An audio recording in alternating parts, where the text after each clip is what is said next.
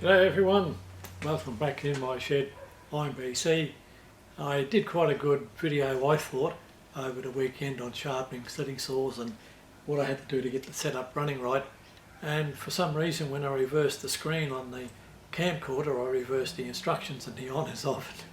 Anyway, lost quite a lot of the video. I think I've got 2 sessions that I'll include after this, but what I found with this setup I think was fairly important, and it took me quite a while to get it within reasonable tolerance. The total indicator reading was out as much as 1/8 thou, and I found it was cumulative errors and quite a lot of it. So I'll do a recap on what's been done. I think it's information I shouldn't leave out of the system, but I'll do it in a much quicker fashion than what I did with the other instructional videos. So I'll move the camera around a little bit closer, try and zoom in, and I hope I don't get my big fat hands in the way too much. This just runs in a plain bush inside the workhead. I had the chuck running very good. I checked the front of the shaft of the holder, and I'll disassemble that. You can have a look at what it's like.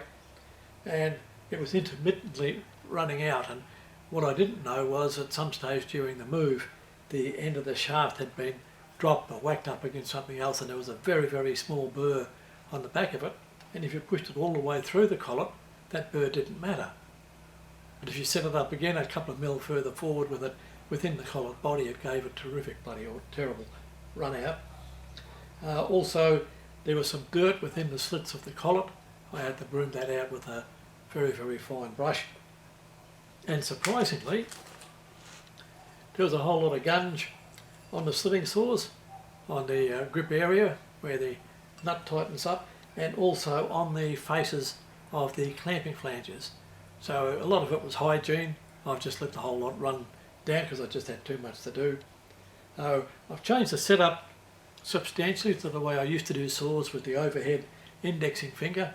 I'm now using a Clarkson bracket and an underneath finger, and that gives you the necessity to grind off the edge instead of on the edge.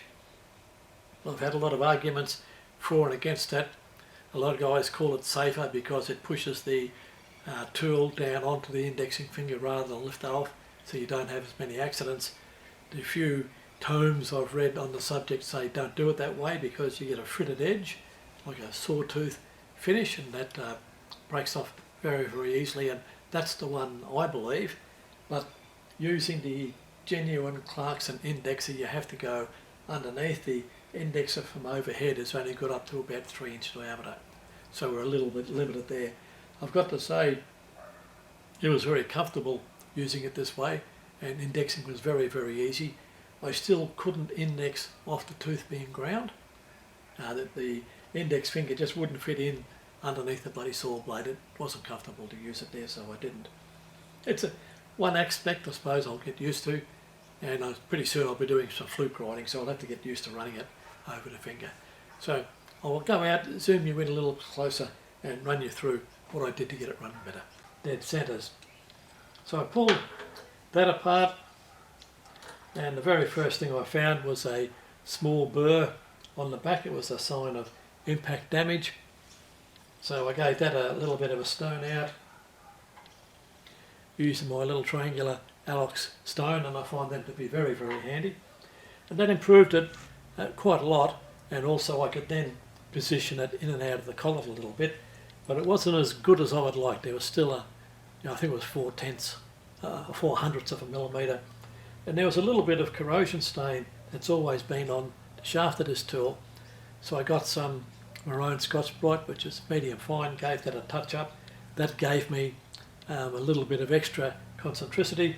So then I had a good look at the tool, and the clamping face was a little bit pooey, and the side of this, so they got a lick, and the back of the clamping washer, and that improved it quite a bit.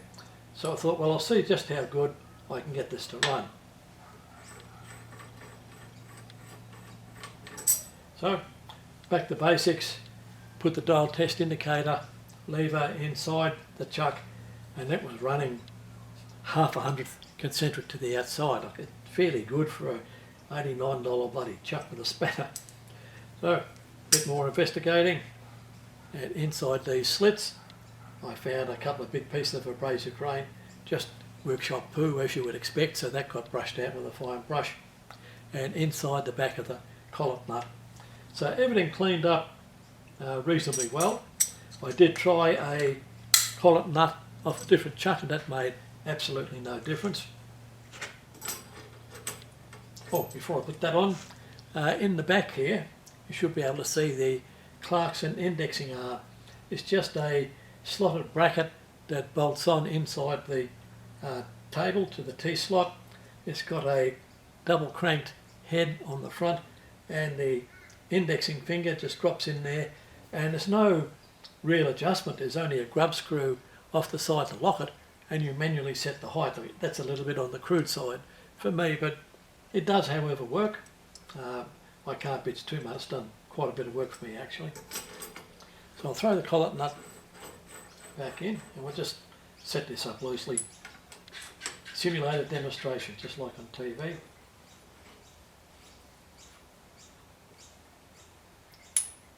And using a old-fashioned surface gauge that I still have here actually,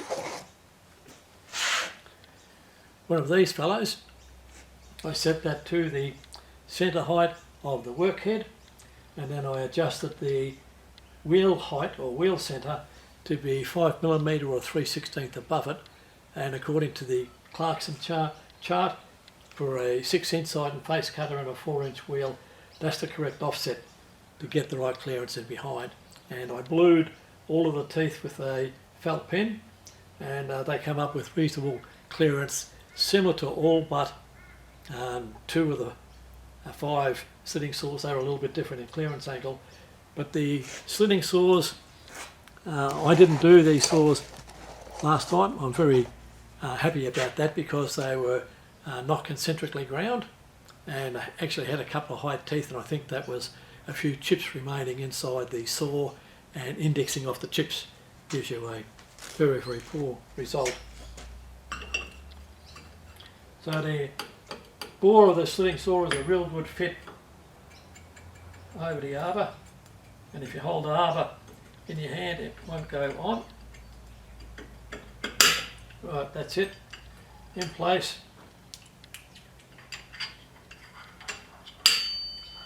Put the clamping sleeve on, and now we're out of line by a little bit. I've got a little bit further into the collet chuck. So we'll come out just a bit, that's it. And now we can index. As I said earlier, using this setup, I found it extremely simple to index. You can be very confident in what you're doing. You can see what you're doing, although coming forward to see what you're doing, you have to get your head in line with the bloody wheel, and I don't like that very much. But the whole table just travels in front of the wheel, grind it back, index. Man, it's just as easy as that. I found it terrific. The saws came out well. I think the most I had to take off was about 4 or 5 thou of some of them to get them up true. I can't see any frittering on the edge, but that would be microscopic if you could see it at all. The wheel I'm using is a fairly hard, I think a K grade. It's similar to some of the surface grinder wheels that Norton brought out in the late 80s, early 90s. And I did have to dress it halfway through, but it's got a hell of a good life for the job that it's doing. There's a lot of metal dust around, so it's been doing quite a bit of grinding. So that's about all I can say. To me, it's a reverse setup to what I'm used to doing. The only really interesting part of this video is I was chasing cumulative errors. A little bit on the collet, a little bit on the shaft with the burr and with the stain, a little bit on the flanges, and more poo on the face of the slitting saws. Some of the paint had actually been painted down onto the clamping areas. So all of that adds up to give you a bloody poor tool. But all of that is done, and I'll pass you on to the next video in the series.